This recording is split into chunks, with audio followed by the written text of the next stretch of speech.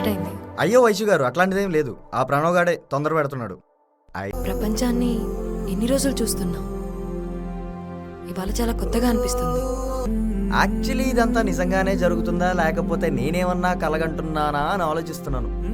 వాళ్ళని చూసారా, ఇందాకడి నుంచి మిమ్మల్నే చూస్తున్నారు. అయినా మీ అమ్మాయిలు ఇంత అందంగా రెడీ అయ్యి వస్తారంటే మా అబ్బాయిలు జీవితకాలం వెయిట్ చేయడానికి రెడీ.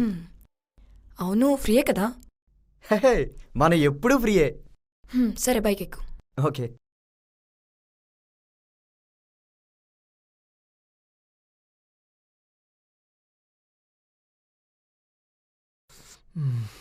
దుర్మార్గుడు అన్నావు నువ్వు.